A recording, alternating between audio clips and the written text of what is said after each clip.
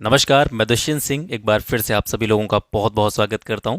आशा करता हूं आप सभी अच्छे होंगे और आपकी तैयारी भी बहुत ही बढ़िया तरीके से चल रही होगी। आर ओ यारो के प्रीवियस ईयर क्वेश्चंस को हम कवर कर रहे हैं 2001 से लेकर के 2021 तक। आर ओ यारो के प्री और मेंस के जीएस पेपर में अब तक जितने भी प्रश्न पूछे गए हैं उन सभी को मैं आपको कवर करा रहा हूँ। वर्ल्ड ज्योग्राफी के सारे क्वेश्चंस मैंने आपको दे दिए, इन्वायरमेंट इकोलॉजी दे दिया। हिस्ट्री के जो 3 पोर्शंस होते हैं उसमें से एंशिएंट इंडिया, मिडिवल हिस्ट्री, ये दोनों आपको कवर करा चुका हूँ पूरे के पूरे। मॉडर्न हिस्ट्री चल रही थी, मॉडर्न हिस्ट्री से रिलेटेड 2 वीडियोस मैंने आपको ऑलरेडी प्रोवाइड करा दिए हैं। कुछ प्रश्न उसमें से बचे थे क्योंकि वीडियो थोड़ा सा लंबा हो रहा था, इस वजह से इस वीडियो के माध्यम से उनको मैं कंप्लीट करा रहा हूँ। तो ज़्यादा लंबा सेशन नहीं रहेगा, 10 मिनट में जो क्वेश्चंस बचे हुए थे हमारे उनको कवर कर लेंगे। और हमेशा की तरह जो मैं कहता चला आया हूँ जब से मैंने ये हिस्ट्री वाला जो सेक्शन है इसको आपको कंप्लीट कराना स्टार्ट किया है। देखिए, दुनिया कहने को कुछ भी कहती रहेगी क्योंकि ये कोचिंग संस्थान नहीं है, मैं आप सभी लोगों के बीच में से ही एक हूँ। मैं आपको कभी भी गलत सलाह नहीं दूंगा, तो मैं आपसे फिर से एक बार कह रहा हूँ क्योंकि आज मॉडर्न हिस्ट्री वाला पार्ट खत्म हो रहा है, इसके बाद में मैं आपको इंडियन ज्योग्राफी कराऊंगा। तो पहले से ही बता दे रहा हूँ, ये जितने भी प्रश्न हैं मॉडर्न हिस्ट्री के जो पूछे गए हैं प्रीवियस ईयर पेपर्स में, इनको रट लेना, आंख बंद करके इनको रट लेना। और रटोगे नहीं या आपका जो भी निर्णय रहता है वो आप पर डिपेंड करेगा, लेकिन मैं एक चीज़ आपको यहाँ बिल्कुल जिम्मेदारी के साथ में और गारंटी के साथ में कह रहा हूँ कि जिस दिन आप पेपर देंगे उस दिन आप ये फील करेंगे कि सबसे ज़्यादा अगर प्रश्नों का रिपीटेशन अगर किसी सेक्शन से होना है तो वो मॉडर्न हिस्ट्री होगी। मैं बता रहा हूँ कि अगर आपने जो प्रीवियस ईयर क्वेश्चंस हैं ये भी अगर याद कर लिए तो कम से कम 70% प्रश्नों को आप हल करेंगे इसमें से। आपको किसी विशेष किताब के ऊपर जाने की ज़रूरत नहीं है। और आपकी सुविधा के लिए ही मैंने जो मॉडर्न हिस्ट्री में जो इंडियन नेशनल मूवमेंट वाला पोर्शन है 1885 से लेकर के भारत की स्वतंत्रता तक, उसको सेपरेटली विस्तार के साथ में कवर कराया हुआ है। क्वेश्चनों की बात नहीं कर रहा हूँ, क्वेश्चंस की बात नहीं कर रहा हूँ, बिल्कुल कॉन्सेप्ट के साथ में मैंने पूरा का पूरा 5 वीडियो में उसको कंप्लीट किया है, उसको भी देख लेना। और इतना आप देख लेते हैं तो हिस्ट्री वाले पोर्शन में आप बहुत अच्छा खासा जो है परफॉर्म करेंगे और मैक्सिमम क्वेश्चंस जो है आप यहाँ से कवर कर लेंगे, है ना। तो 132 प्रश्नों तक हमने पिछली वीडियो में कवर कर लिया था, उससे आगे की चीज़ों को यहाँ से देख रहे हैं। तो ये प्रश्न है आज का, किसके प्रयासों से बम्बई में पहला महिला विश्वविद्यालय स्थापित किया गया था? तो ये डीके कर्वे के प्रयासों से स्थापित हुआ था। जो पहला महिला विश्वविद्यालय था ये 1906 में इसकी स्थापना हुई थी, याद रखेंगे। डीके कर्वे के बारे में अगर बात करें तो ये फर्ग्यूसन कॉलेज के प्राध्यापक थे, प्राध्यापक के रूप में कार्य करते थे। 1893 में इन्होंने एक विधवा ब्राह्मणी से विवाह भी किया था और इसके साथ साथ 1899 में पूना में विधवा आश्रम की स्थापना भी डीके कर्वे के द्वारा करी गई थी। अगला प्रश्न है, काकोरी कांड से जुड़े किस क्रांतिकारी को फांसी नहीं दी गई थी? तो उनका नाम था चंद्रशेखर आजाद। इनको फांसी दी भी कहाँ से जाती है, क्योंकि अंग्रेज इनको वैसे भी नहीं पकड़ पाए थे, तो फांसी देने का सवाल ही नहीं उठता। और काकोरी कांड वाला जो क्वेश्चन है आपने देखा होगा कई बार रिपीट हुआ है, अलग अलग तरीके से ये प्रश्न आरओ एआरओ में पूछा गया है। इसके साथ साथ मैंने उन सभी प्रश्नों को इस सीरीज से दूर रखने का प्रयास किया है जो बार बार रिपीट हो रहे हैं, लेकिन उन प्रश्नों से जुड़ी हुई जो भी जानकारी है, उनसे जुड़े हुए जो भी महत्वपूर्ण तथ्य हैं उनको जरूर मैंने इसमें डाल दिया है। तो कोई भी चीज़ आपकी छूटेगी नहीं, जितने भी क्वेश्चंस पूछे गए सारे के सारे आपके कवर हो जाएंगे इस वीडियो को देखने के बाद। एकमात्र भारतीय गवर्नर जनरल कौन थे? तो ये थे सी राजगोपालाचारी। 1948 से 1950 तक भारत के गवर्नर जनरल रहे। अगर आपसे पूछा जाए कि स्वतंत्र भारत के प्रथम और अंतिम गवर्नर जनरल कौन थे, तो वो भी सी राजगोपालाचारी थे। यानी भारत आज़ाद हुआ उसके बाद में जो पहले भारतीय गवर्नर जनरल बने थे सी राजगोपालाचारी, और अंतिम गवर्नर जनरल भी यही थे, क्योंकि इनके बाद में ये जो गवर्नर जनरल का पद था वो समाप्त कर दिया गया था, क्योंकि 26 जनवरी 1950 को भारत जो है पूरी तरीके से गणतंत्र घोषित हो गया था, भारत का संविधान लागू हो गया था। तो ये गवर्नर जनरल का पद समाप्त करके राष्ट्रपति का पद जो है वो बनाया गया था, और डॉक्टर राजेंद्र प्रसाद जो है पहले राष्ट्रपति बने थे। कौन सी योजना भारतीय स्वतंत्रता का आधार बनी थी? किस योजना के आधार पर भारत को स्वतंत्रता मिली और भारत का विभाजन हुआ? तो ये माउंटबेटन योजना थी। 3 जून 1947 को ये जो है आई थी, है ना। और इससे जुड़ी हुई जो अन्य चीज़ें हैं कि ये जो भारतीय स्वतंत्रता विधेयक कब आया, कब इसको ब्रिटेन की संसद में पेश किया गया, कब ये पारित हुआ, तो ये सारी चीज़ें हम पिछली वीडियोस में कवर कर चुके हैं, तो ज़्यादा चीज़ें जो है रिपीट नहीं करेंगे। नमक सत्याग्रह के समय गांधी जी के गिरफ्तार होने के बाद में आंदोलन के नेता के रूप में उनका स्थान किसने लिया था? मतलब जो नेतृत्व मतलब गांधी जी तो अरेस्ट हो गए थे, उनके बाद में इस आंदोलन को किसने नेतृत्व प्रदान किया था? तो वो थे अब्बास तैयब जी। किसने Hindustan Republican association Hindustan Republican association, Sachindra Sanyal ने इसकी स्थापना करी थी। तो हिंदुस्तान रिपब्लिकन एसोसिएशन यानी HRA का नाम बदल करके किसने HSRA रखा? Hindustan socialist Republican association. तो ये नाम रखा गया था चंद्रशेखर आज़ाद के द्वारा। HSRA की स्थापना हुई थी 10 सितंबर 1928 को दिल्ली के फिरोज शाह कोटला मैदान में। और इसके जो अन्य नेता थे उनके नाम भी आपको पता होने चाहिए। खास करके आपको विजय कुमार सिन्हा का नाम जरूर याद रखना चाहिए, यूपी से थे। इनके अलावा शिव वर्मा, जय कपूर, भगवती चरण वोहरा, भगत सिंह और सुखदेव जो है वो हिंदुस्तान सोशलिस्ट रिपब्लिकन एसोसिएशन के नेता थे, मेंबर थे, सदस्य थे। सर्वाधिक निर्णायक युद्ध जिसने अंग्रेजों के भारत में प्रभुत्व को स्थापित किया था तो वो था बक्सर का युद्ध जो 1764 में हुआ था। ये जो बक्सर का युद्ध था ये ब्रिटिश सेना और मीर कासिम, शुजाउद्दौला, शाह आलम द्वितीय, ये दोनों, ये तीनों नाम जो आपको दिखाई दे रहे हैं, मीर कासिम, शुजाउद्दौला, शाह आलम द्वितीय, इन तीनों की संयुक्त सेना थी एक तरफ और एक तरफ ब्रिटिश सेना थी। ब्रिटिश सेना का नेतृत्व किसने किया था? हेक्टर मुर्नो ने किया था। और ब्रिटिश सेना ने इन तीनों की संयुक्त सेना को हराया था। और यहीं से कहीं ना कहीं ये निश्चित हो गया था कि अब भारत का जो कह सकते हैं भारत पर राज करने वाले जो होंगे वो कौन होंगे? अंग्रेज होंगे। तो कहीं ना कहीं एक निर्णायक युद्ध था जिसने अंग्रेज़ों का प्रभुत्व जो है वो भारत में स्थापित किया था। इसके अलावा अन्य युद्ध जो ऑप्शंस में दे रखे थे, जैसे प्लासी का युद्ध दे रखा था इसी क्वेश्चन के ऑप्शन में। तो प्लासी की लड़ाई 1757 में हुई थी। आपको पता होगा नवाब सिराजुद्दौला और अंग्रेज़ों के बीच में, जिसमें सिराजुद्दौला की हार हुई थी। सिराजुद्दौला के सहयोगी लोगों ने ही उसको धोखा दिया था इसमें, इस वजह से जो है उसको हार का सामना करना पड़ा। वांडीवाश की लड़ाई 1760 में हुई थी। ये ब्रिटिश यानी जो अंग्रेज़ थे और फ्रांसीसी थे उनके बीच में जो है वांडीवाश युद्ध हुआ था। और वांडीवाश युद्ध ने ही जो है कहीं ना कहीं फ्रांसीसियों के अस्तित्व को भारत से समाप्त करने का काम किया था।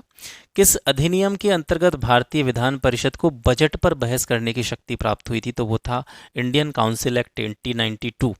भारतीय परिषद अधिनियम 1892 के द्वारा भारतीय विधान परिषद को बजट पर बहस करने की शक्ति प्राप्त हुई थी। लेकिन यहाँ पर याद रखने की चीज़ ये है कि बजट पर बहस करने की शक्ति तो प्राप्त होगी, लेकिन बजट पर मतदान करने की जो पावर थी वो इस अधिनियम के द्वारा भारतीय विधान परिषद को नहीं दी गई थी। अगला क्वेश्चन मैचिंग से रिलेटेड था। बोर्ड ऑफ कंट्रोल जिसको नियंत्रण परिषद कहा जाता है, ये किस एक्ट के द्वारा जो है इसकी स्थापना हुई थी? तो ये पिट्स इंडिया एक्ट 1784 के द्वारा।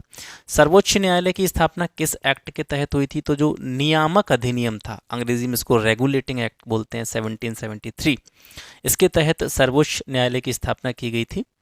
इंग्लिश मिशनरियों को भारत में कार्य करने की अनुमति किस एक्ट के द्वारा दी गई? मतलब जो ईसाई धर्म प्रचारक थे उनको अपना काम जो है भारत में वो बिल्कुल फ्री माइंड कर सकते हैं, फ्रीली कर सकते हैं। तो ये जो परमिशन थी उनको चार्टर एक्ट 1813 के द्वारा मिली थी।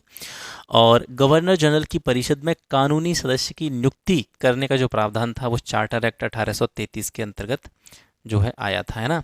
गांधी जी के नाम के साथ में सर्वप्रथम महात्मा जो शब्द था, महात्मा गांधी के नाम से ये कहाँ से जाने गए? तो चंपारण सत्याग्रह जो हुआ था 1917 में, उस चंपारण सत्याग्रह के दौरान ही इनको महात्मा की उपाधि या महात्मा का टाइटल दिया गया था।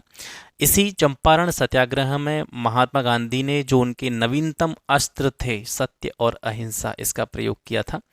महात्मा गांधी को महात्मा की उपाधि रविंद्रनाथ टैगोर के द्वारा दी गई थी।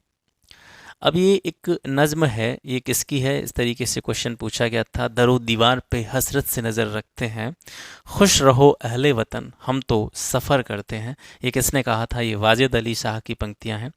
और ये जो पंक्तियां हैं जैसे आपने देखा होगा, जैसे भगत सिंह थे, भगत सिंह के साथ में बटुकेश्वर दत्त थे, राजगुरु थे। तो जब ये लोग जेलों में बंद रहते थे, उस टाइम पर इनको गिरफ्तार किया गया था, तो जब ये जेलों में थे तो इसी नज़्म को ये लोग गाया करते थे। दरो दीवार पे हसरतें नज़र रखते हैं, खुश रहो अहले वतन, हम तो सफ़र करते हैं। किसने कांग्रेस पर प्रार्थना, याचना और विरोध की राजनीति करने का आरोप लगाया था? तो वो थे बाल गंगाधर तिलक। असहयोग आंदोलन के दौरान विदेशी वस्त्रों को जलाए जाने की जो प्रक्रिया जो है अपनाई गई थी, उसको किसने निष्ठुर बर्बादी कह करके जो उसको एक संज्ञा दी कि आप जो विदेशी वस्त्रों की होली जला रहे हैं ये बिल्कुल एक तरह से बर्बादी है, इससे कोई परिणाम नहीं निकलने वाला। तो इस तरह की निष्ठुर बर्बादी की संज्ञा इसको रविंद्रनाथ टैगोर ने दी थी।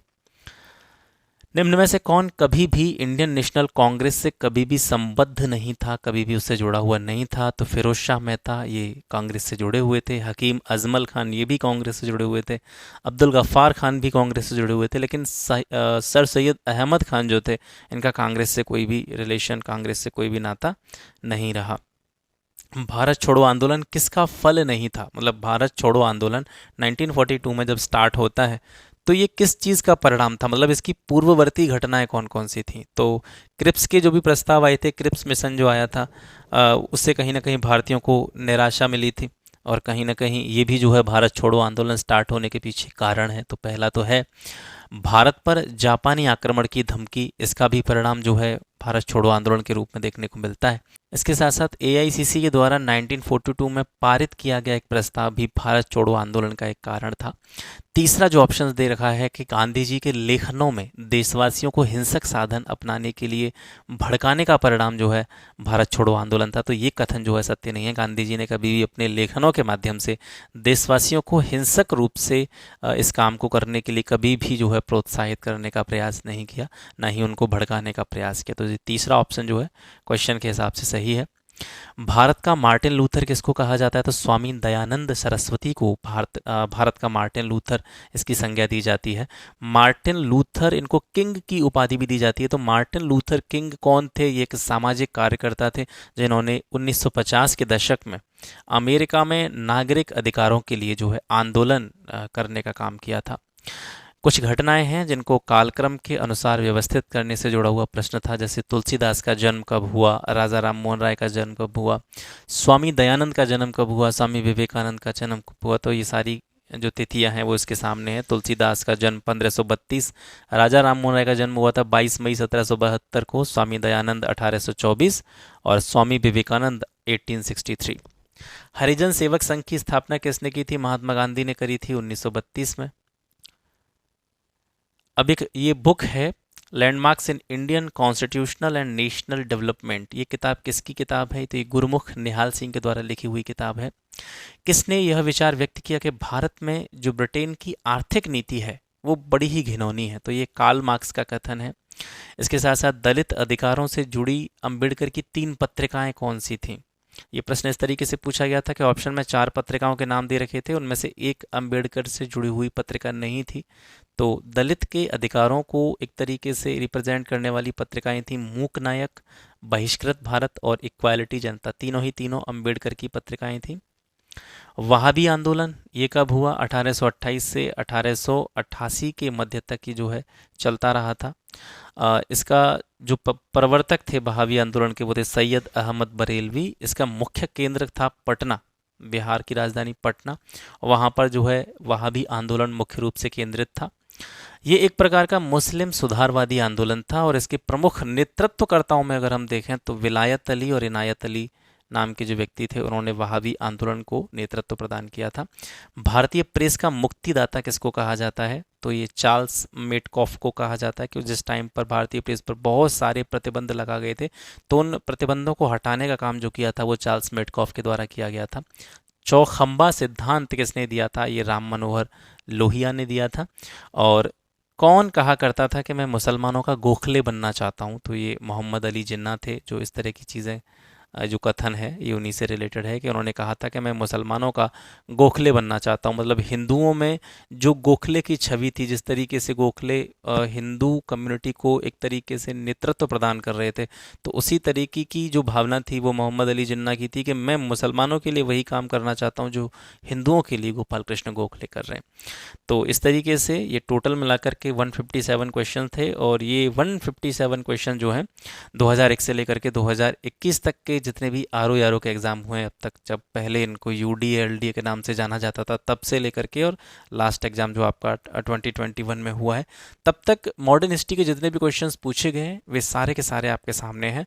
और मैं इस वीडियो को ख़त्म करने से पहले एक बार फिर से आपसे कहना चाहूँगा कि कोई कुछ भी कहता रहे, लेकिन अगर आप थोड़ा सा विवेक से काम लेंगे और थोड़ा सा अगर प्रीवियस ईयर पेपर्स को आप अपने स्तर से भी एनालाइज कर रहे होंगे तो मेरी ये बात समझना। मैंने 1 से लेकर के 21 तक के प्रश्नों को बहुत अच्छी तरीके से देखा है और साल दर साल मैंने इस बात पर भी गौर किया है कि 2001 में कैसे पूछे गए, फिर 2002, 3, 4 में ऐसे किस तरीके के प्रश्न थे जो पिछली सालों से रिपीटेड थे, फिर आगे के वर्षों में 2004, 3 या 2 वहाँ से कितने क्वेश्चन रिपीट हुए। तो मुझे ऐसा लगा कि काफ़ी सारे क्वेश्चन जो है रिपीट करके आ रहे हैं, मतलब घुमा फिरा के वही क्वेश्चंस दे रहे हैं। मतलब टॉपिक वही है। जैसे मैं अभी उदाहरण दे रहा था आपको, जैसे काकोरी कांड, तो काकोरी कांड से यहाँ पे पूछ लिया कि किस क्रांतिकारी को फांसी नहीं दी गई। किसी प्रश्न में ये पूछ लिया काकोरी कांड जो है वो कब हुआ था, या काकोरी जो है वो किस क्षेत्र से संबंधित है, या कहाँ पे ये काकोरी नामक स्थान पड़ता है।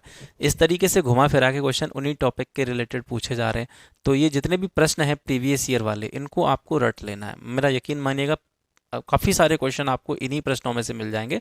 इंडियन नेशनल मूवमेंट अलग से मैंने कवर करा दिया है, 4-5 वीडियो हैं छोटी छोटी, उनको देख लीजिएगा। मॉडर्न हिस्ट्री वाला काम आपका यहाँ से हो जाएगा। प्रीवियस ईयर क्वेश्चंस आप जो है इनको नेगलेक्ट नहीं कर सकते, इनको नज़रअंदाज नहीं कर सकते, है ना।